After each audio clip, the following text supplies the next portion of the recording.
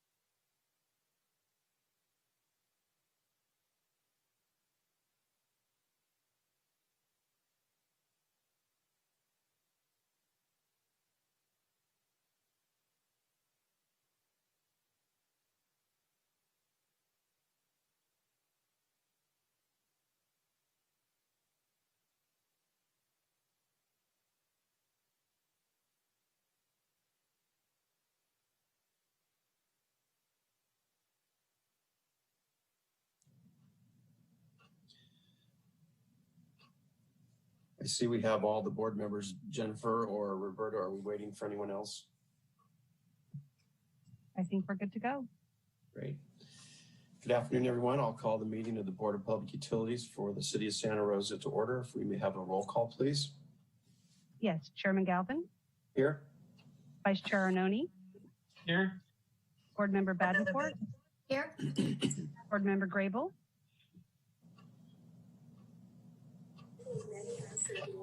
Board Member Grable.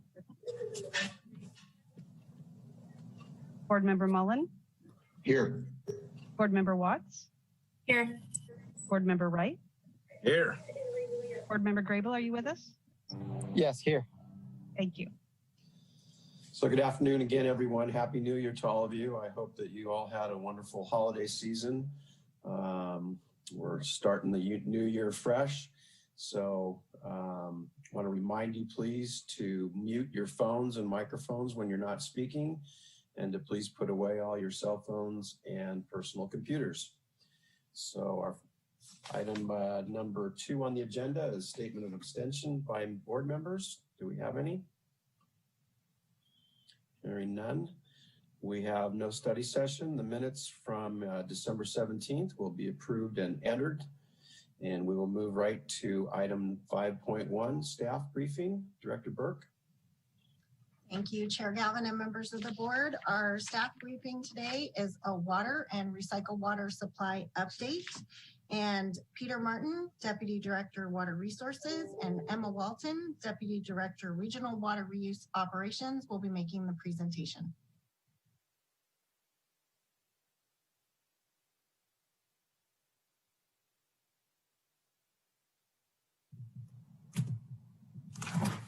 Thank you. Yeah, absolutely. Today I have a water supply update, just kind of going over some of the response that the city and our region are doing in response to the ongoing dry conditions. As you know, we're falling well behind of typical years rainfall. So we'll discuss that at length here in this presentation. So next slide, please. So just a reminder to orient everyone, this is a sort of a graphic that shows the Upper Russian River watershed and where our water supply comes from. As you're aware, the Potter Valley project in the Eel River watershed at the terminus of the hydroelectric project transfers water into the upper portion of the Russian River watershed in the East Fork. It's then conveyed down to Lake Mendocino, which is Sonoma Water's reservoir. I should mention the Potter Valley project is a PG&E run project. And then Lake Sonoma, downstream in the lower watershed, conveys water into the Russian River through Dry Creek.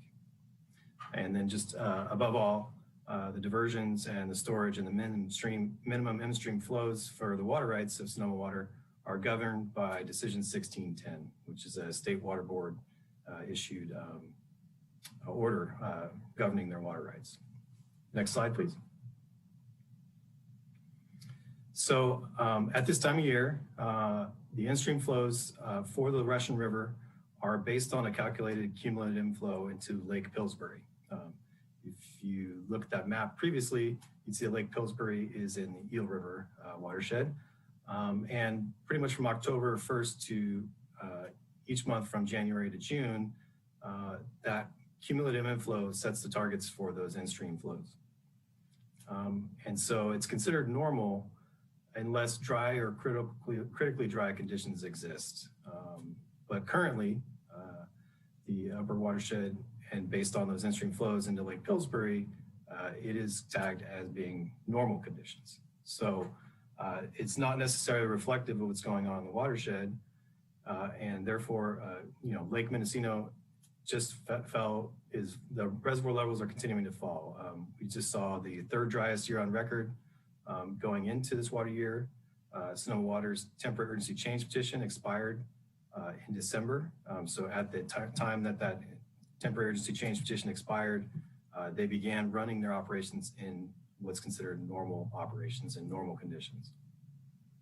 But as you can tell, we're continuing to see below average rainfall, which you can see kind of shows that we're seeing critically dry conditions in the watershed.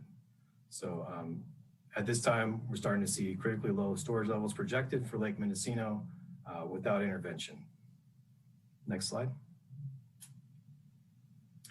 So just this month, Sonoma Water filed a new temporary urgency change petition. This follows on last year's temporary urgency change petition, which expired December 27th. Basically, what kind of triggered that is a series of events, but PG&E has notified Sonoma Water that they're going to reduce flows into the upper Russian River watershed and is requesting a variance from FERC for their operations of the hydroelectric project. And then additionally, we're still continuing to see very dry conditions and low rainfall in the upper watershed. And so the strategy is to preserve Lake Mendocino storage, which will help Sonoma Water meet water demands for the region, and then also support the releases necessary for the fall run of fish in the Russian River watershed. So Sonoma Water filed that TUCP this January, and what it does is it establishes minimum in-stream flow requirements based on a hydrologic index that is actually in Lake Mendocino. So the difference being that the index will be based on Lake Mendocino storage rather than Lake Pillsbury inflow. So it would adjust immediately to dry water supply conditions in the watershed and allow Sonoma Water to start to preserve more water in Lake Mendocino and Lake Sonoma. Next slide. So just to follow on that strategy, changing the hydrological index to Lake Mendocino, this is a similar request to that was filed in 2014-15 water year during the latest drought. And it mostly affects the operations of the upper Russian River. So the impacts would be mostly in the upper Russian River. And just to note, Decision 1610, which I mentioned, governs the water rights for Sonoma Water. Sonoma Water is in the midst of a fish habitat and water rights project. And one of the items that they are proposing would be to make this change permanent. So this is nothing new, but it is something that Sonoma Water is pursuing as a long-term change to better align their in-stream flows with the actual conditions in the watershed. Next slide, please. So just to check in on our rainfall amounts, we haven't had any rainfall since I last updated this slide, but we're continuing to fall around 30% of normal for this time of year. We'd be typically seeing a lot more rain. And even last year, which was the third driest year on record, we had seen significantly more rainfall by this time of year. Next slide, please. So this slide is just a little bit outdated for Lake Mendocino storage. As you can see on that black line, reservoir conditions are continuing to decline in Lake Mendocino. As of January 19th, storage is actually at 42% of target water supply for this time of year. Their releases are set at 142 CFS, and their reservoir elevations continue to decline. As you can see on that black line, we'd typically be seeing reservoir levels start to rebound and trend upwards at this time of year based upon the previous year data that you can see above. But we're not seeing that, so it is a little concerning. Next slide. And with regard to Lake Sonoma storage, they are currently at 64% of their target storage capacity for this time of year, and releases are set at 92 cubic feet per second. So, and then additionally, as I mentioned in the previous slide, storage elevations do continue to decline or sort of level off. Next slide, please. So with the next few slides, I just kind of wanted to highlight some of the activities of Santa Rosa Water over the last couple of months in preparation for this dry weather, and also kind of setting up the potential for extended dry weather. So we're continuing to work with our partners in the region, other contractors of Sonoma Water, to make sure we're ensuring a consistent message and carrying that message well. Continuing to extend work products with the city's communication team assistance. That's been ongoing since November. We're continuing to just prepare things and be ready to go several months in advance with regards to our messaging on dry weather and getting information out to our customers as quickly as possible. And then we'll be launching a multimedia outreach to both internal and external stakeholders. When I say internal stakeholders, I mean, you know, other department employees and others that may be able to help carry the message and make sure that we understand that water is precious at this time until we can get some extended rainfall. Next slide, please. As you know, the Santa Rosa Water is part of the Sonoma Marin Saving Water Partnership. A regional awareness campaign was recently launched. The tagline, "It's a dry year, save water with us," has been officially launched as of last week. There will be a variety of water saving tips, and it will also direct the public to rebates of the individual agencies. There's 12 agencies residing within Sonoma and Marin counties that participate in the Sonoma Marin Saving Water Partnership. Next slide, please.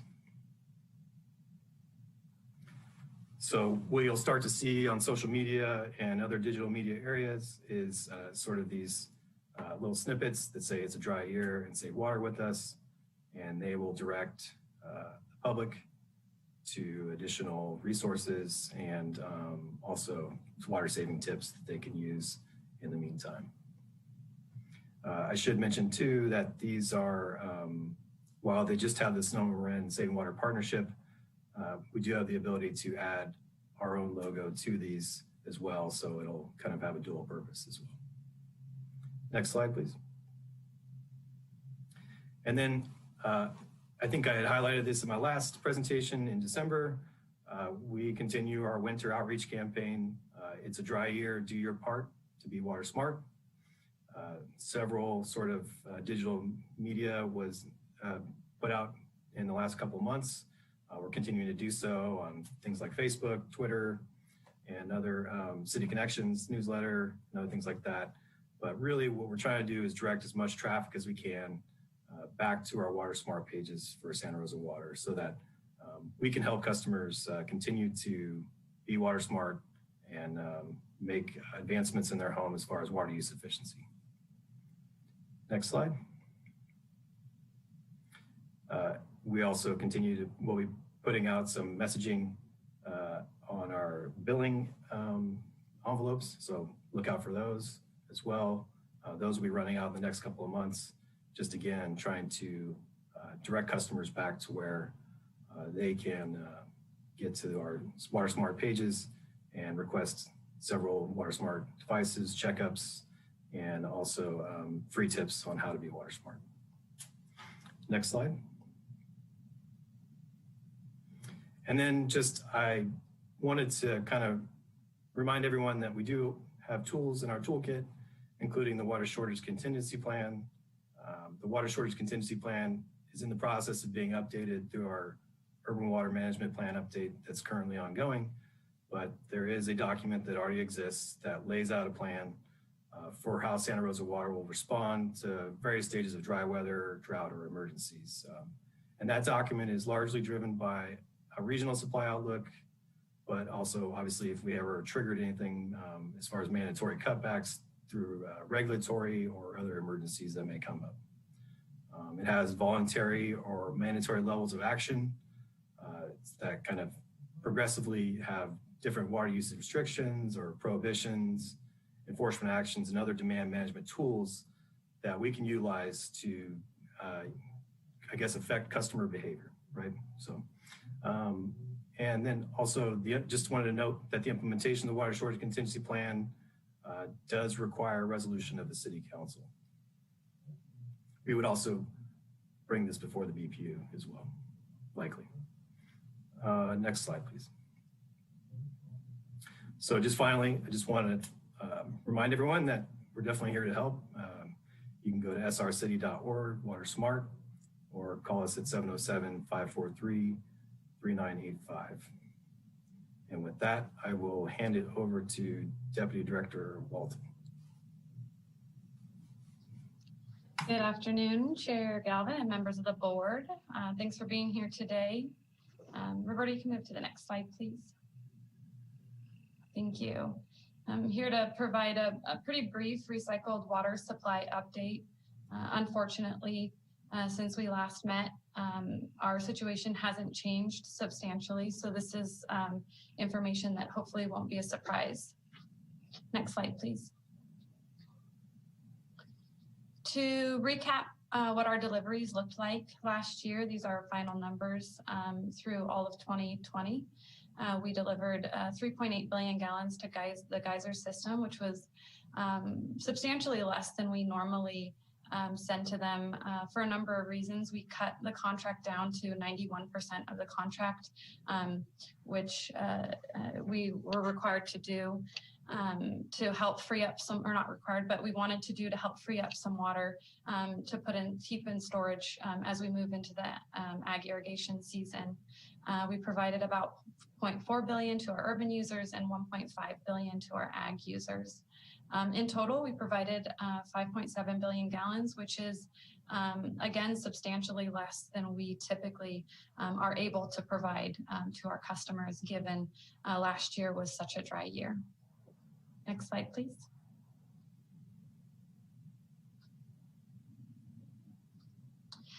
A look at our recycled water production. As we move into January, we are seeing a little bit of a bump. We did get a one-day bump of our inflows into the treatment plant, where we got about 18 million gallons into the plant. Normally about this time we're at 20 million gallons into the plant or so in the low end. We haven't seen our plant flows sustain, so that overall number for January will come down as we move through January unless we get additional rain. Again, just well below average on our recycled water production. Last year, interesting note, was our previous historic low in 35 years of record. And as you can see, the black line is well below our previous historic low. So unless we get some substantial rain here in the future, our ability to provide recycled water as we move into the irrigation season will be severely impacted. Next slide, please. Our recycled water storage curve, as you can see, again, we're below average on our storage. You know, it doesn't look like we're much below average, but unfortunately, right now, we are pumping less to the geysers than we typically would right now in order to help preserve some water in storage. And ideally, this curve would be on the upward trend. And we are really just maintaining a little less than 400 million gallons in storage. Next slide, please.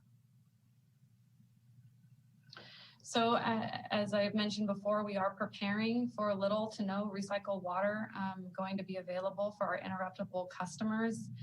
We are continuing to have ongoing meetings with our ag users, and we will continue to have meetings. We held an all users meeting yesterday to share the information that we've presented here to you today with our users so that they're well aware. Really held a meeting this year much earlier than we typically do. January is still very early in our season to be making these kinds of predictions, but given kind of what we anticipate occurring, we wanted to reach out as soon as we possibly could to get information out, to start communication early and often. We had up until January also been meeting continuously with our users and the Farm Bureau to just let them know kind of what we were anticipating coming. We will continue to monitor the rain and our recycled water production and maximize what we have available, but we can really only do so much.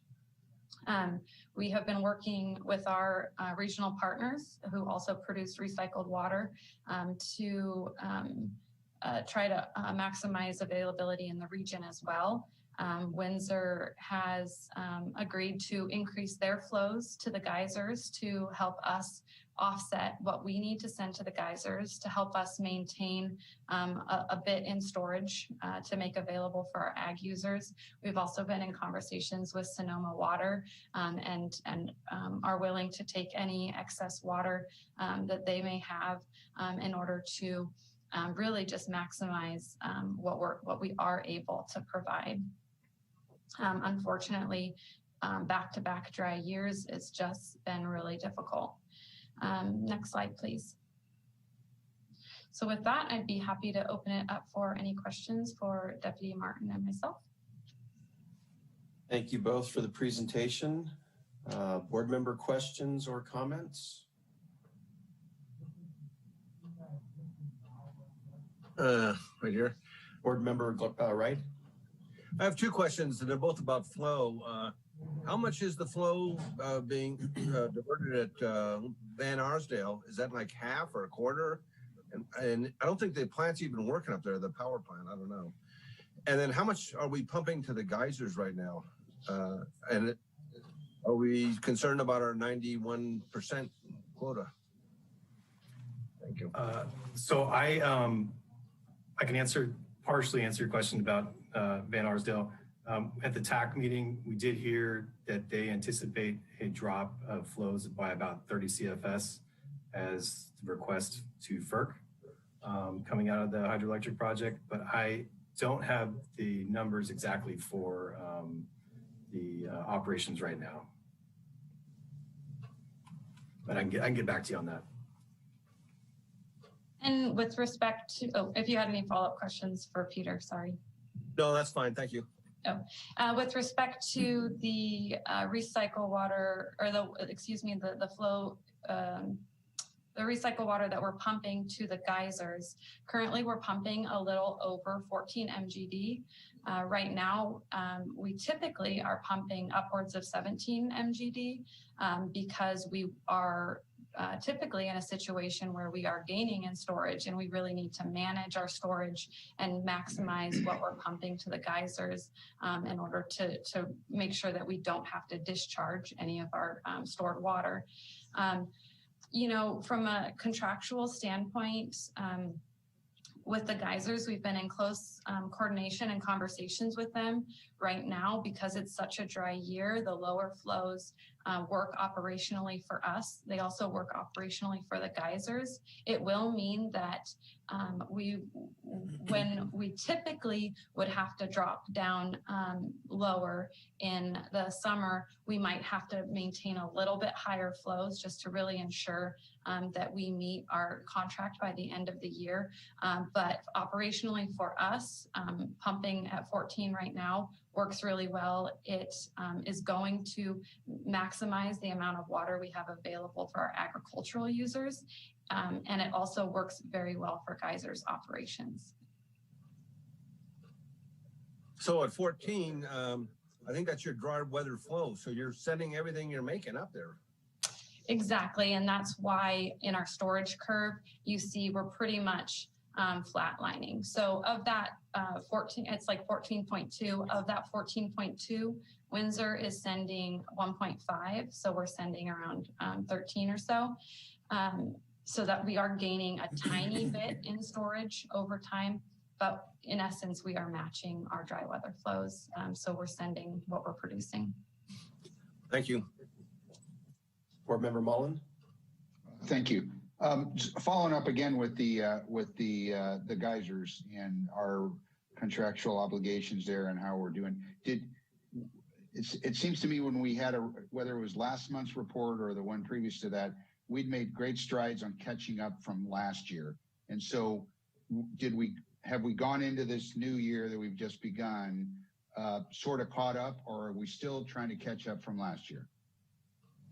So we have no catching up to do. We could start the new year fresh. So at the end of the year, we did make our contract, and we, as you mentioned, we were able to catch up. Fortunately, last year, we experienced a number of situations that were beneficial with respect to PSPS events that helped us with our contractual flows, because when we experience PSPS events, we go into force majeure events, and so that helps reduce what we need to send. So our staff worked really hard and did an amazing job to get the system back up and running and provide geysers with our contract flows, and all of our stars just aligned, and we felt really proud and successful at finishing out the year at 91%. Great, thank you. And again, I commend the staff for making that effort. It was a monumental lift in a short period of time, and so I commend them for doing that.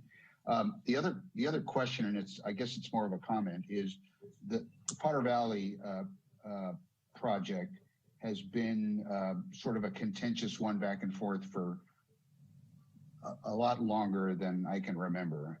And last time I delved into it in any depth, PG&E, was basically trying to walk away from it, and it sounds like they're still trying to do that.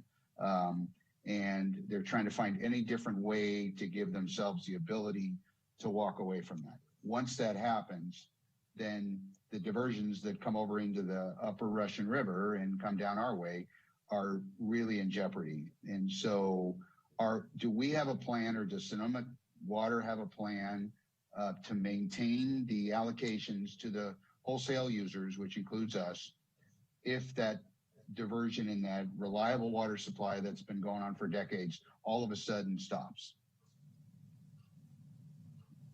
That's a tough question. There's a lot to dissect there, but I should mention that Sonoma Water is part of the two-basin solution.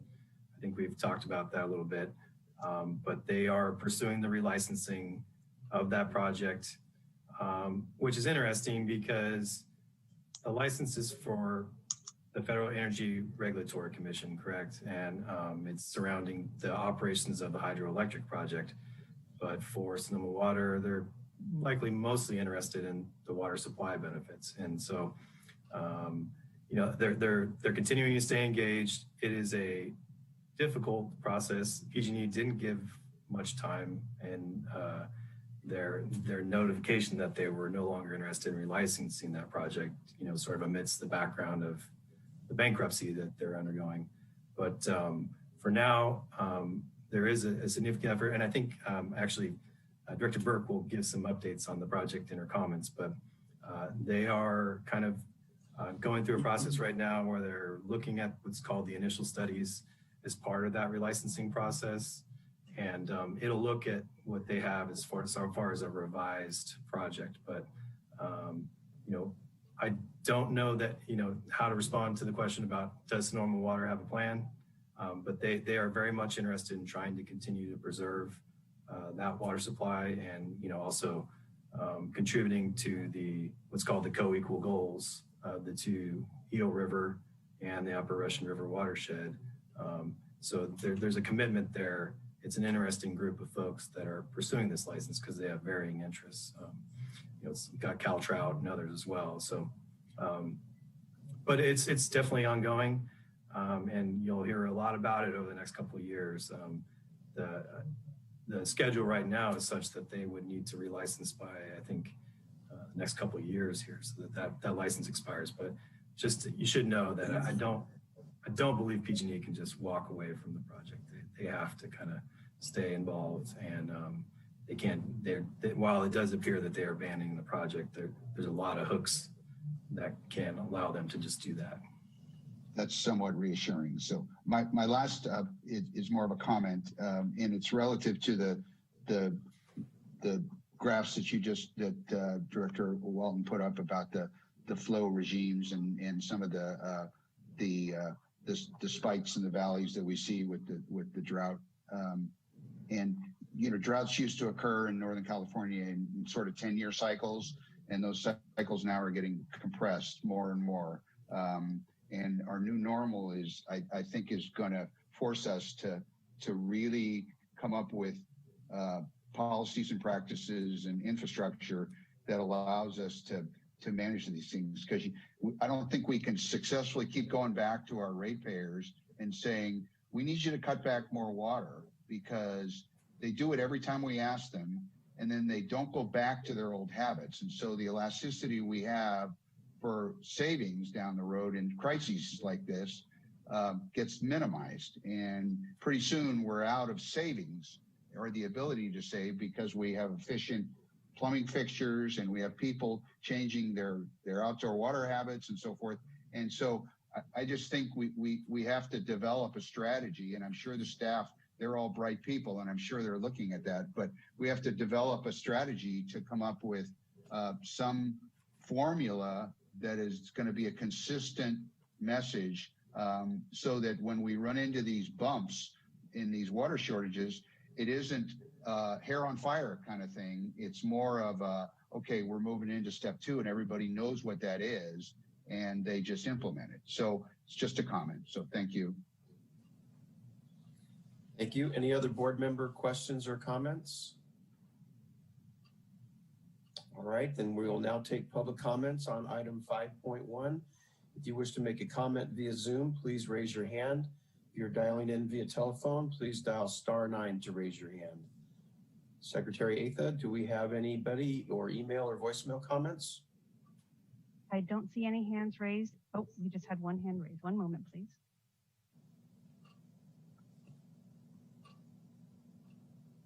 It may take just a moment to put up the timer slide.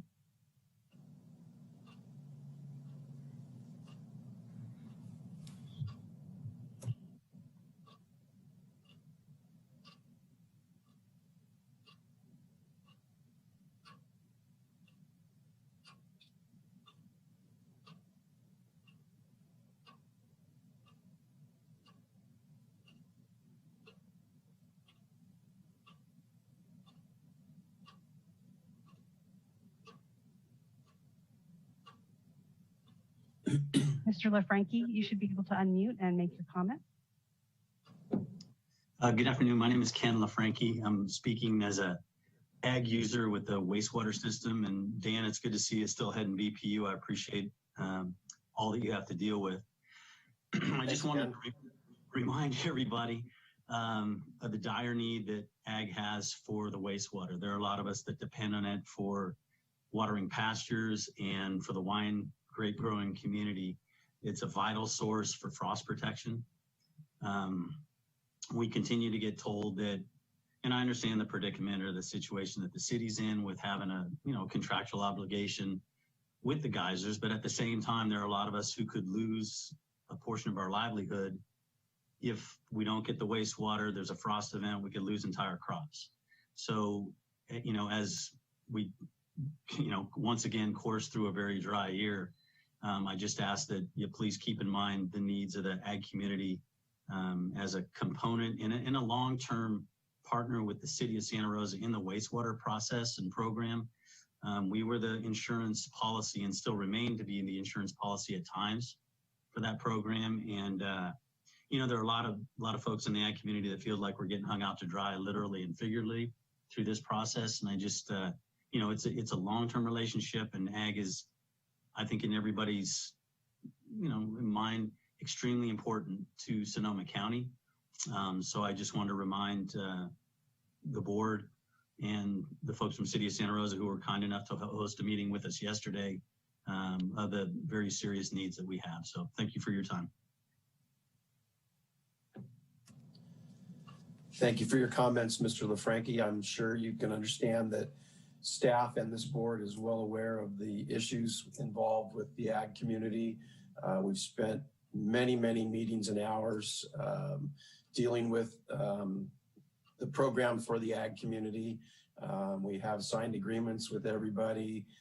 We have the rate schedule that was established. And at this point, staff is doing everything that it can to maximize the availability of the wastewater, and we will continue to do everything we can.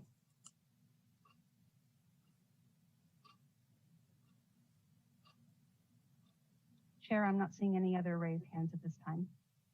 Thank you. We'll close the public comment on item 5.1. And is there any other comments from the board or staff with regards to Mr. LaFranchi's comments?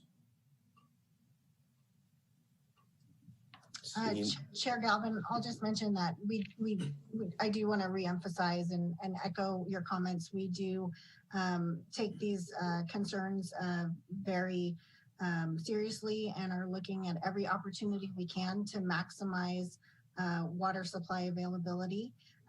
We do recognize that we do have contractual obligations that we're committed to by the City Council, and we need to meet those, and we're doing everything we can to meet those and ensure those happen, and then honor whatever we can in terms of making water available for our interruptible customers. So we take that very seriously. We completely understand, and we're looking at everything from that perspective.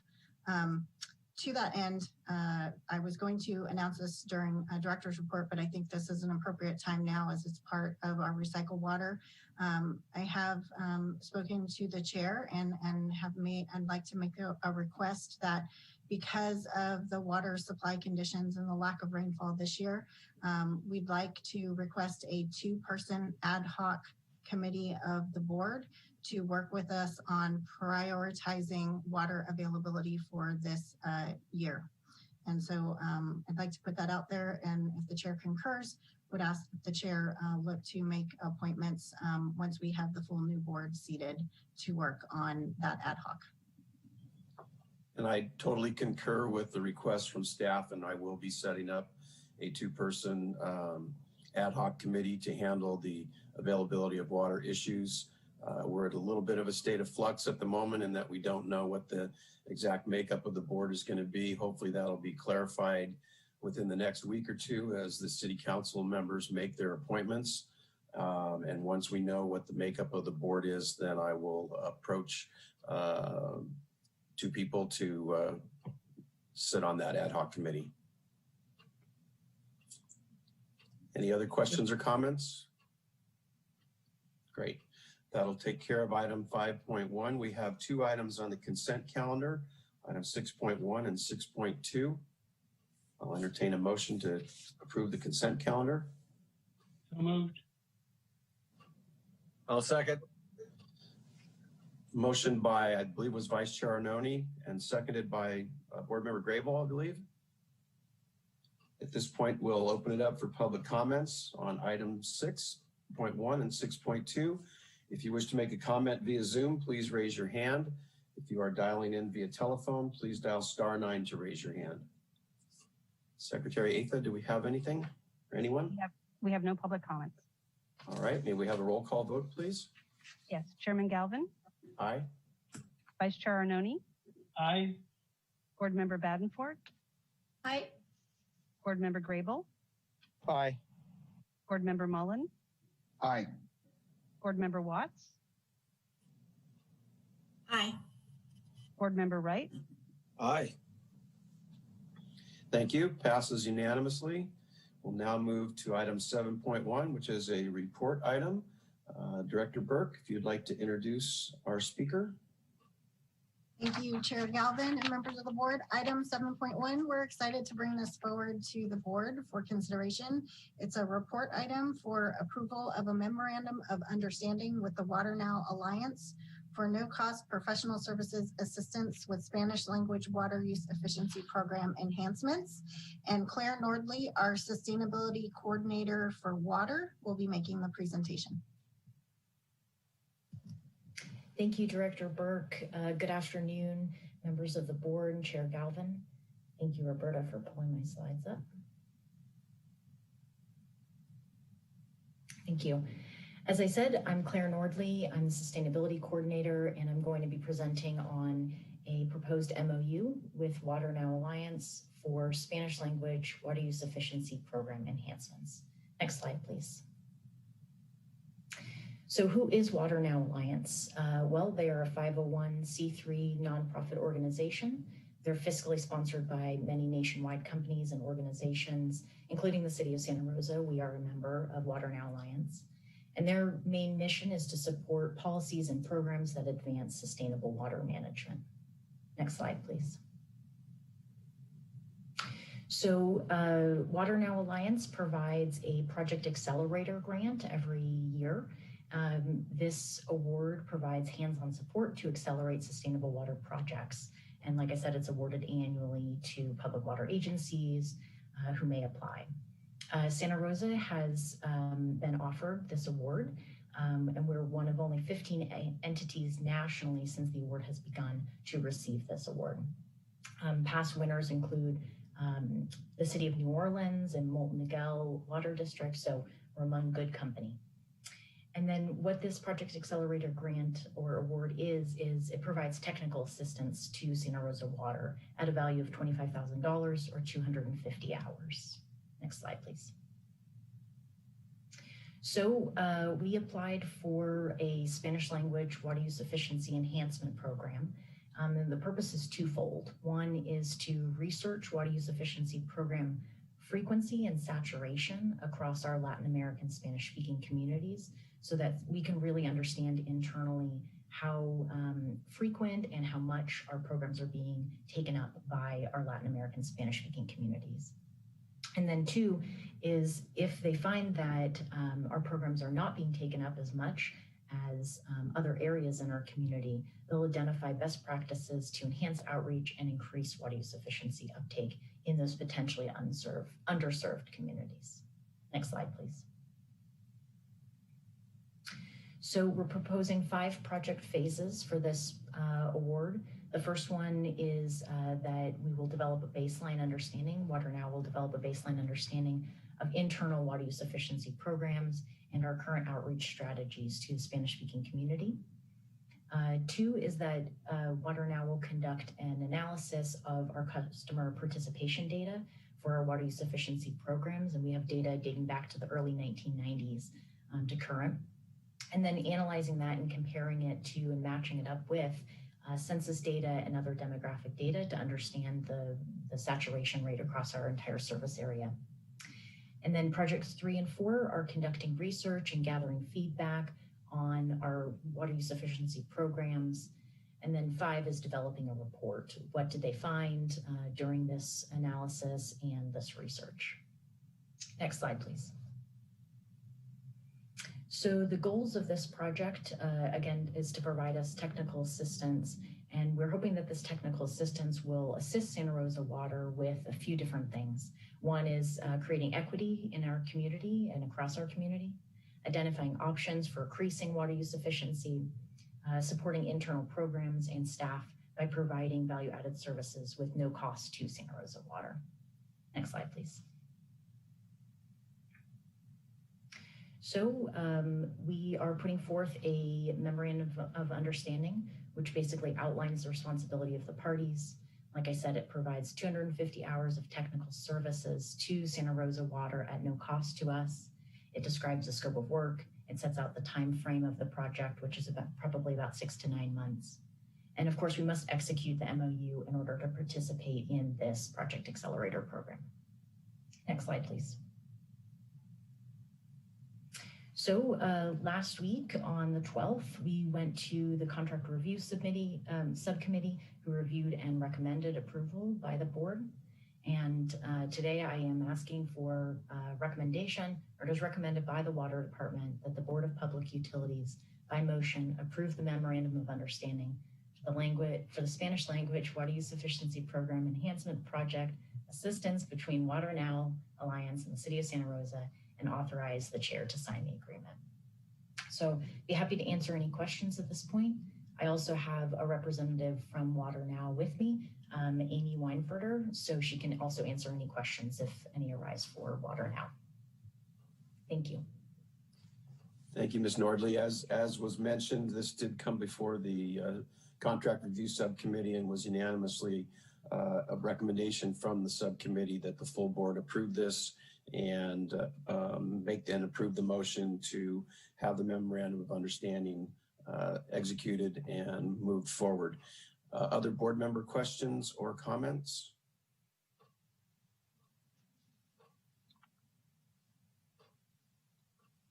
Seeing none. Oh, board member Wright. Just I was going to say, great job to the water use efficiency group, and this is, I think, tapping the Hispanic community is huge because that's a difficult community to reach out to. So anyway, kudos to staff on that. Thank you. Board member Mullen. Thank you. I second the comments to the staff. I said this at the subcommittee when we reviewed this last week, that the effort to take advantage of a program like this that's a nationwide program and have this project awarded to us this year is really something the staff should take a lot of pride in, and our community should take a lot of pride in, because this is exactly the sort of thing that I was referring to in my earlier comments about changing the way we conduct our business and looking for new ways to provide efficiency, at the same time quality service for our ratepayers. And this is right up that alley. So I appreciate it. Thank you very much, staff. Thank you. Board member Watts. Yes, this is a very exciting opportunity for our department to move towards, as well as the community as a whole.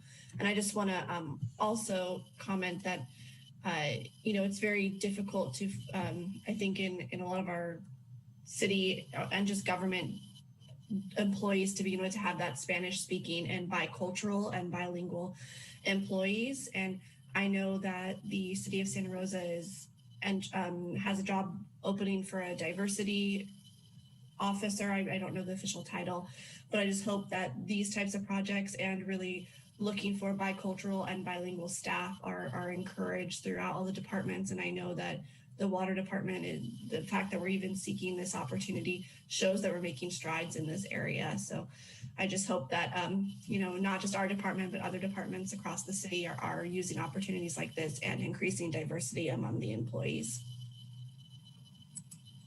Thank you. Board member Badenford, you're unmuted, so I can't see you. Did you want to make a comment? Oh, yes, I just wanted to echo the congrats to the staff. I'm constantly impressed with your foresight in anticipating things that will help our team, help our delivery. I'm looking forward to, I haven't been a part of a program like this, so I am looking forward to seeing what those program recommendations look like. I think it makes our department better and our service better. So thank you so much. Great, thank you for your comment. If there's no other board member questions or comments, I'll entertain a motion. So moved. Second. We have a motion by board member Badenford and a second by board member Mullen to approve item 7.1. We'll now open it up for public comments on item 7.1. If you wish to make a comment via Zoom, please raise your hand. If you're dialing in via telephone, please dial *9 to raise your hand. Secretary Atha, do we have anyone? We have no public comments. Very well. May I have a roll call vote, please? Chairman Galvin. Aye. Vice Chair Arnone. Aye. Board Member Badenford. Aye. Board Member Grable. Aye. Board Member Mullen. Aye. Board Member Watts. Aye. Board Member Wright. Aye. Very good. Passes unanimously. Thank you all. And thank you, Ms. Nordling. We'll now move to item 8, which is public comments. If you wish to make public comments, please via Zoom, please raise your hand. If you are dialing in via telephone, please dial *9 to raise your hand. Do we have any public comments? We have no public comments. Very good. We'll now move, we have no referrals, we have no written communications. Subcommittee reports, I believe Board Member Watts has a report. Yes, thank you.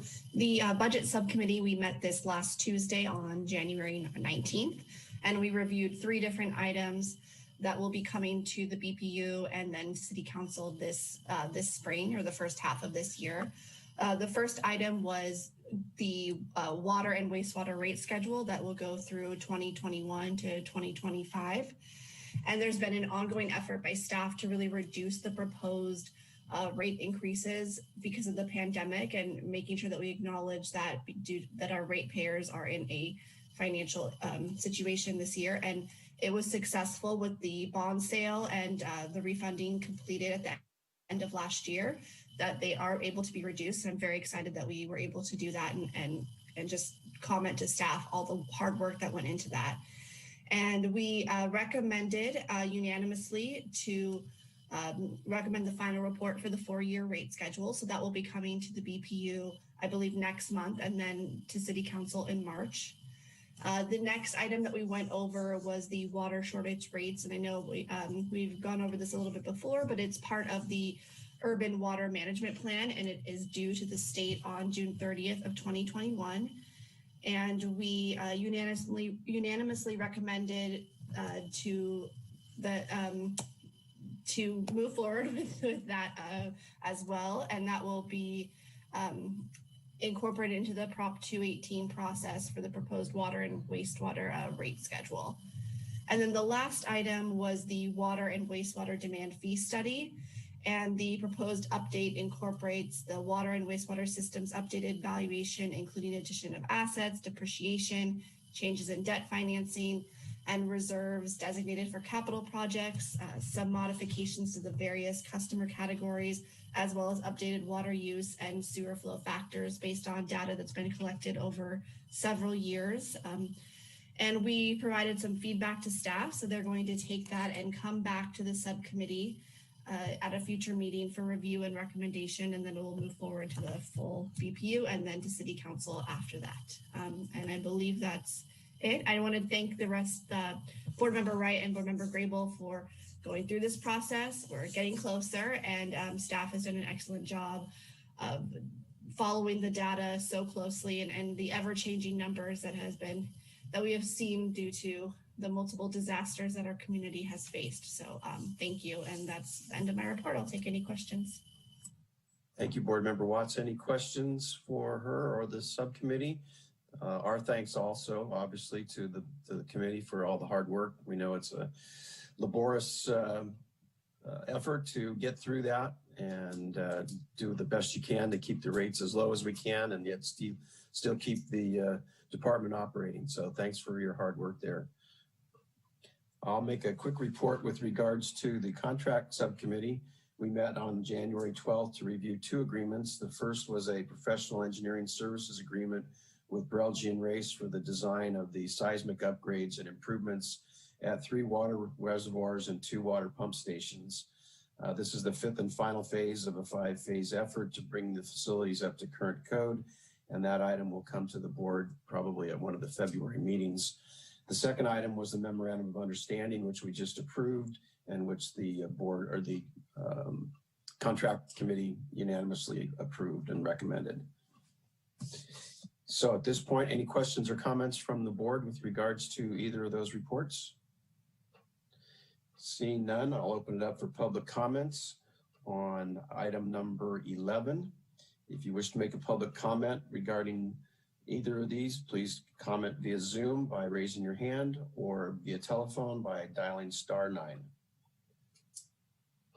Secretary Atha, do we have anyone? We have no public comments.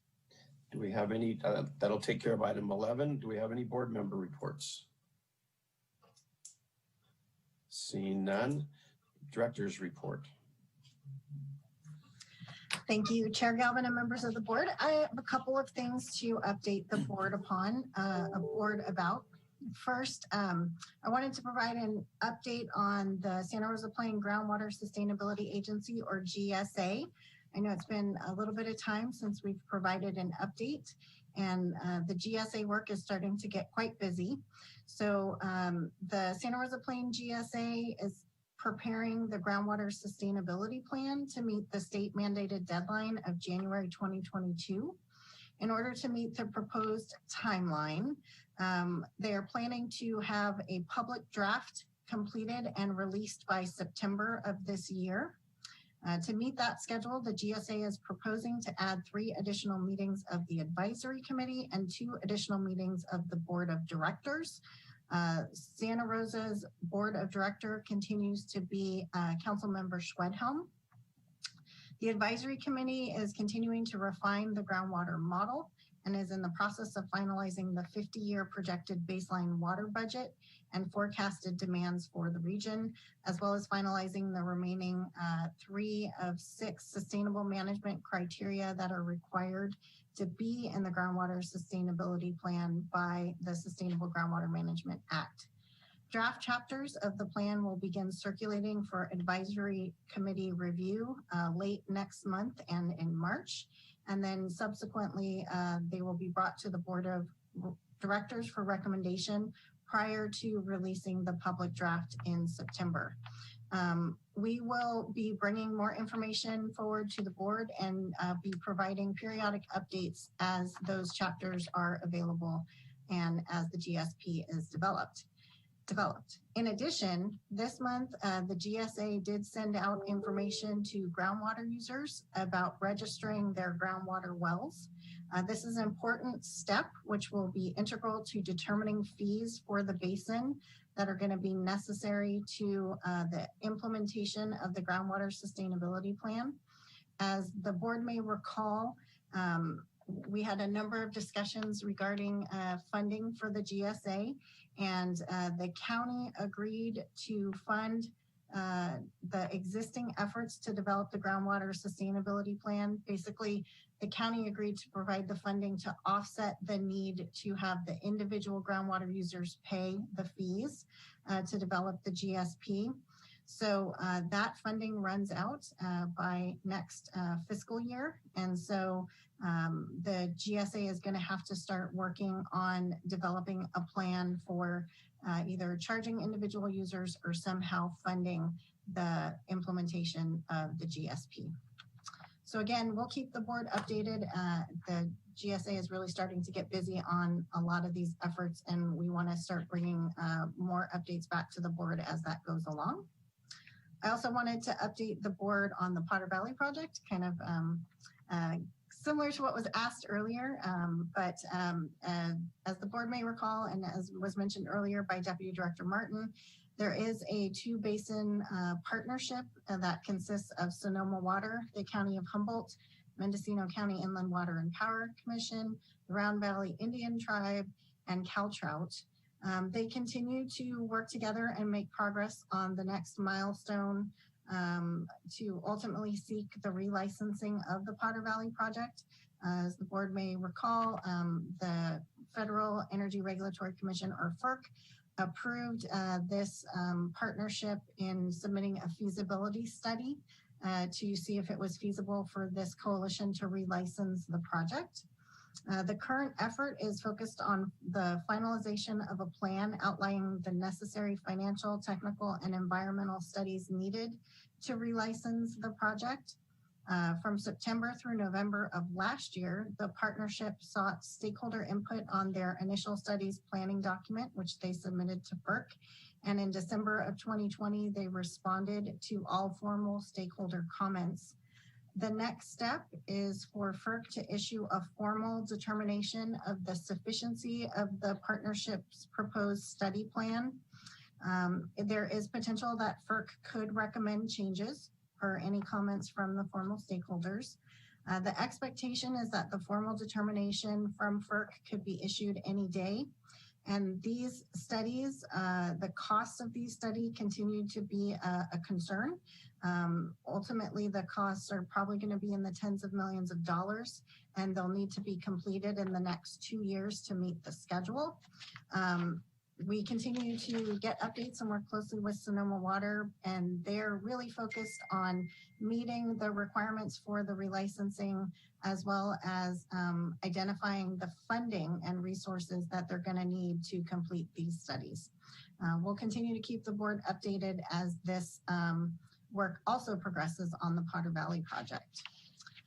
Third, I wanted to update the board on basically what we anticipate the Board of Public Utility changes are going to be. I have received some questions from board members. We are still waiting on council appointments regarding board members. At this time, Council Member Alvarez has announced a new appointment. We hope to hear from all 3 remaining council members who need to make appointments soon. In the meantime, we are getting clarification from the city clerk and the city attorney's office on which appointments, new appointments, replace former appointments.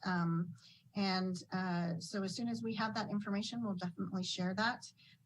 We would like to ask and hope to have all current board members at the February 4th meeting, as we want to thank and recognize any members that may not be continuing on prior to swearing in any new members on the 4th.